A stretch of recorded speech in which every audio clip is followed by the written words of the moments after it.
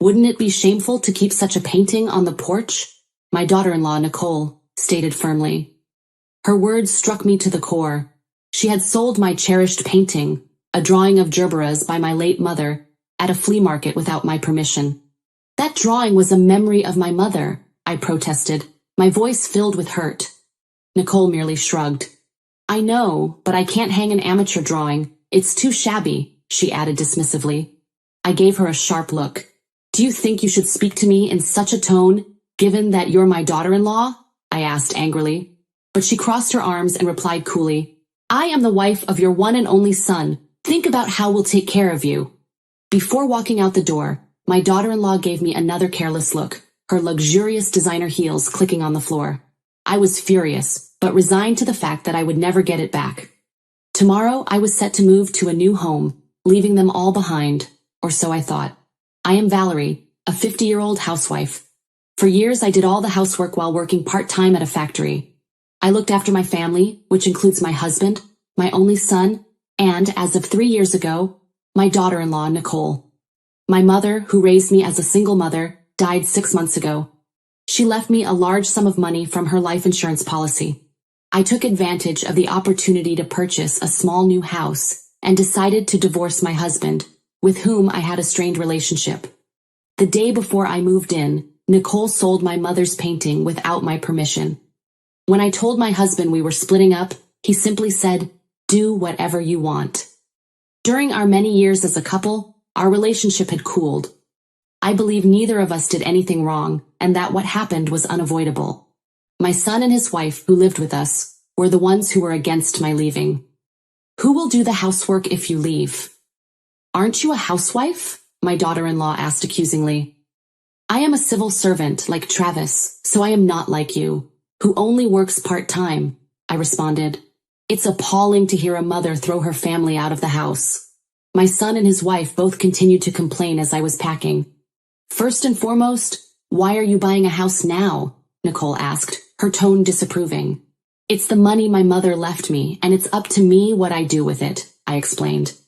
When the insurance money arrives, you should put it to good use for your family. A house where you'll live alone is a squandering of money, my daughter-in-law snapped. She's right. You should have shared grandmother's insurance money with us, my son agreed with her. Travis's wife was a brand-obsessed woman who never washes a single pair of underwear and is constantly taking dance, yoga, English conversation, and other classes. My son, who is at her beck and call, blames me all at the same time. This was enough for me. My friend Michelle, who lives near my new house, invited me over the night I moved in to join her for dinner.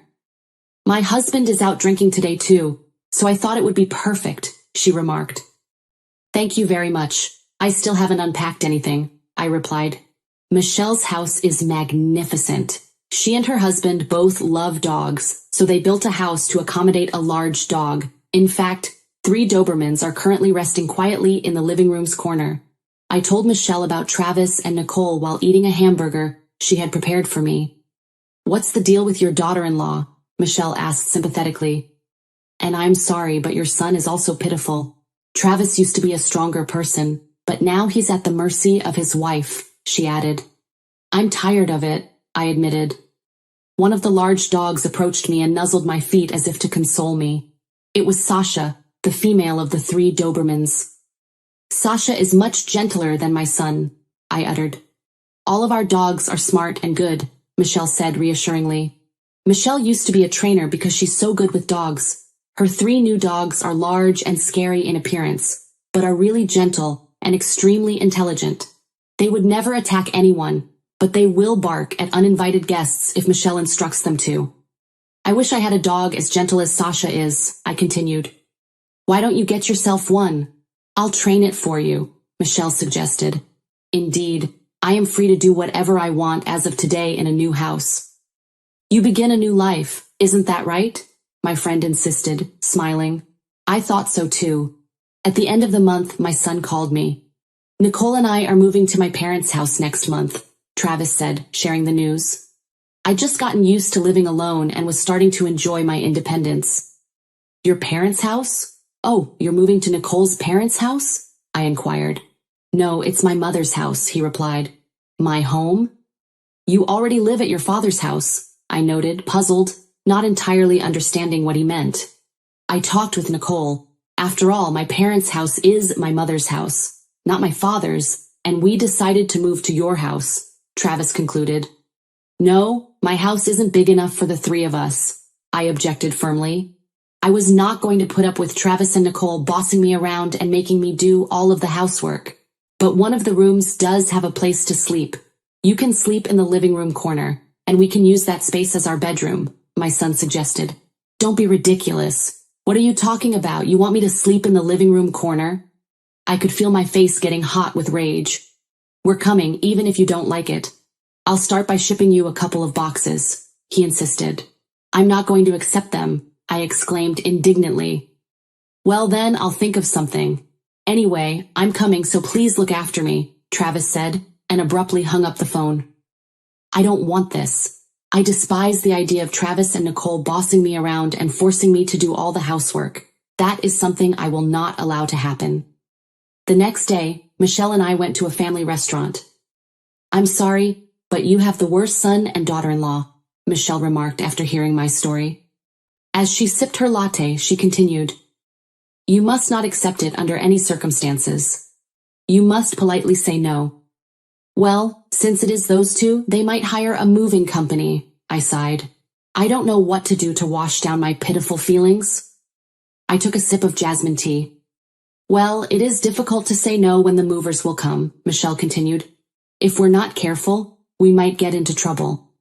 We have to do something to make them not want to come to my house. I can't stand the way they're acting, I concluded. My friend raised an eyebrow. Well, we could ask my children for help, she suggested. What? Sasha and the dogs? I asked in surprise. Sasha, Shadow, and Rocky were Michelle's 3 kids, her 3 beloved Dobermans. My dogs will bark, growl, and act out to some extent on command. I could ask them to scare them away or something, Michelle offered. In fact, my son has been afraid of dogs since he was a child, I responded. It's difficult to live with a son and his wife who would sell their mother's mementos without permission. So let's come up with something, my friend added. I agree. Thank you very much, Michelle. I felt a little relieved as a result of our conversation. When I returned home, I discovered that my son and his wife were serious. 2 large cardboard boxes had been stacked in front of the front door. In one of them, there was a note. The note read, These are Travis's and my possessions. We thought you would refuse the courier, so I brought them. We will move in next month, so please keep them in the house. Nicole. My shoulders slumped as I read the note attached to the cardboard box. I had no choice but to bring the box inside, and when I opened it, I discovered many of their personal belongings. Travis's imported watches and leather jackets, Nicole's designer bags, clothes, and shoes. They must have left behind valuable items I would not discard without permission. What a dirty move, I muttered to myself. How little they must think of me to sell off my mother's paintings or leave this luggage without my permission. Well, we could ask my children for help. Michelle's voice from the family restaurant echoed in my mind. I've occasionally accompanied Michelle on dog walks since I settled in after the move. She's a wonderful friend who invites me along for a change of scenery. It means a lot to me.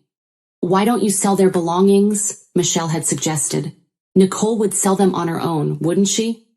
Yes, I had replied, thinking of the memento my mother painted. By the way, I thought, why do my son and his wife want to live with me? They're both government employees and have money, so why don't they just live together? I sighed, remembering how they never liked doing housework, especially Nicole. She was always learning, going out to play, or watching fashion and makeup videos.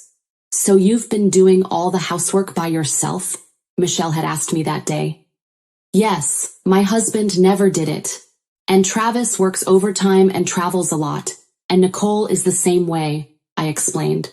I recalled a conversation between my son and his wife on the day I announced my departure from our home. If you leave the house, who will do the housework? Nicole had asked Travis. Well, you can, Travis replied casually. No, obviously not. I want your mother to do it, she had declared without shame. Michelle sighed in disgust when I mentioned this. It wasn't until a week later that I received several phone calls from Nicole. I finally answered and discussed, after she phoned dozens of times. Your house is quite small, right? She asked. Yes, that's what I said, I agreed. Travis said he saw you with 3 big dogs, and I wonder if 3 dogs like that could live in a small house? My sister-in-law inquired cautiously. It struck me then. Nicole is obviously terrified of dogs. There are people all over the world who are terrified of dogs, and Travis is one of them. Michelle must have been with me when Travis saw her, but he must have been completely distracted by the dogs. I told you it's a small house, I replied. If you're worried, why don't you come back and take a look? I will. I want to check the inside of the house. Nicole's voice unraveled a little. She decided that there was no dog in the house. In any case, I'll be there this Sunday at 10 a.m., Nicole said and hung up the phone. Well then, unexpectedly, now I can take my revenge, I thought. On Sunday, Travis and Nicole came to my house as planned. You really came, I said with a slight hint of mockery. I said I would come, Nicole replied. You know it's because you bought the house on a whim that we're in this messy situation, Travis added, clearly annoyed. That's really true. You should have stayed quiet and continued to do the housework like before, my daughter-in-law added, taking off her shoes and entering the house. Okay, that's it, I said to myself as I opened the living room door, gloating in my mind. Whoa! Ah! The next moment, my son and his wife screamed in unison. There were 2 Dobermans, Shadow and Rocky, sitting there. What? Are you kidding me? Mother, this dog. Travis stammered. These are my dogs, I replied cheerfully. Aren't they cute? Michelle, the dog trainer over there, found them for me. Michelle, who was sitting on the sofa, stood up and smiled at me. They are so cute because they are well trained. Shadow, Rocky, how do you say hello to our guests? She asked. The dogs barked at the same time. Nicole's face turned pale. Oh no. She sat down with her head in her hands. Is she that bad with dogs? I asked, surprised. Oh, they are so cute, Michelle said encouragingly. Don't worry, Shadow, Rocky, play with them. At the sound of Michelle's voice, the 2 dogs ran over to Travis and Nicole, respectively. They raised their paws, wagging their tails as if to say, let's play. Stop. Oh no, I'm scared, Nicole whimpered, shaking her head as she wriggled in fear. Shadow just invited her to play, but Nicole didn't understand. I'm scared of dogs, she shouted, losing control, bursting into tears, snot running from her nose. Oh dear, if you're going to live in my house, you'll have to get along with these kids too, I concluded. Make them stop, my daughter-in-law wailed. This ruined the makeup she had studied on YouTube and was so proud of. Her mascara ran, and the glitter from her eyeshadow spread to her cheeks. Her tears and runny nose made the high-end foundation look soggy. With this face, she was going to take the train home. Meanwhile, Travis, who had been jostled by the much larger Rocky, fell on his backside and began to scoot away. Hey, Mom, do something about it, he demanded. Rocky, thinking he was playing, happily jumped on him. No, stop it. The dog is too big and scary, he pleaded. I suddenly looked at Travis's jeans and saw that the color of his crotch had darkened a bit. He was so afraid of the dog that he had peed himself. How pathetic. Shadow, Rocky, come here. Michelle decided it was time to stop and called the dogs. Immediately, the 2 dogs left Travis and Nicole and returned to her. Shadow, Rocky, down. With that one word, the dogs lay down at Michelle's feet. They really are smart kids. I turned to my son and his wife, the frustration that had been building for years finally boiling over. Until now, even though I've been slaving away at my part-time job and housework, you've never helped me. Besides, when I said I was going to leave, you decided to live on your own. Do you think your mother is stupid? I asked firmly, looking at my son. I spat out the words I had been holding back as my son and his wife stood up, crying. I left home because I was fed up with you. I am not your housekeeper. Travis and Nicole lacked their usual air of bravado, a husband with a wet crotch and a wife whose makeup was a mess. They make the perfect couple. You also sold off my precious things without my permission, I continued. I will never forgive you for selling my mother's painting. I said it at once and looked at Shadow and Rocky, who were meekly lying face down, before turning my gaze back to my son and his wife. This, a house with 2 dogs this big, is something we don't want, my son muttered. That's right, Nicole added, her voice trembling.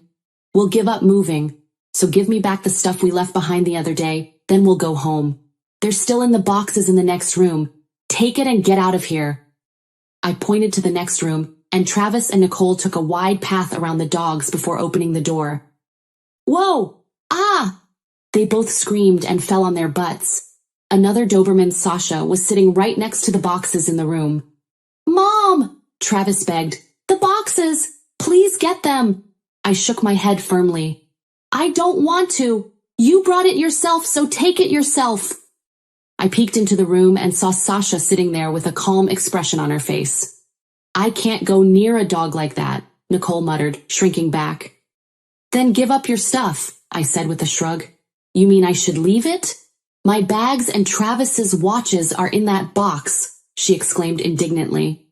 You also got rid of my precious things without my permission, didn't you? I retorted. I didn't ask you to leave them behind. I'm telling you, take it with you.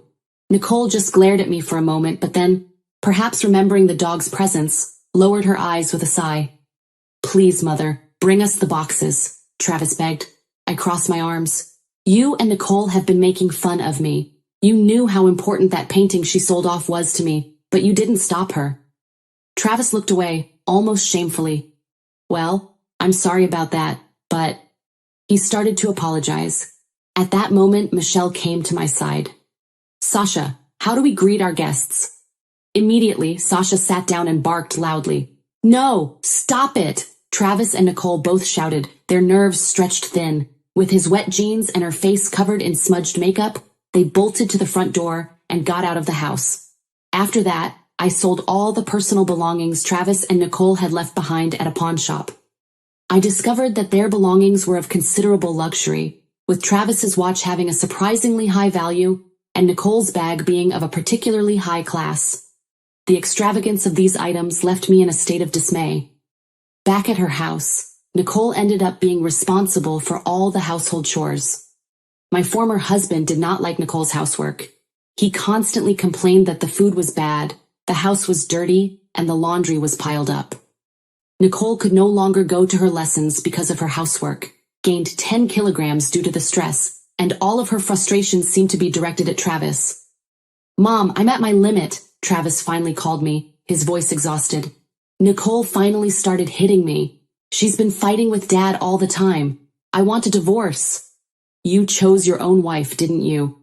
You can take care of yourself. I refused to offer any sympathy. I was sick and tired of being involved with that couple. Meanwhile, I bought a female Shiba Inu and asked Michelle to train her. She's going to be a great dog. Michelle smiled as she patted the head of the puppy I named Kuma. Really, it's all thanks to you, I said with a sense of relief. I'm sorry for making the dogs play such an unpleasant role, I told my friend. That's okay, Michelle replied warmly. When I heard what you said, I was more upset than you were. But from now on, you and Kuma can live together peacefully. Yes, I nodded. From now on, I will enjoy my life and my time. With this determination in my heart, I gently picked up the puppy,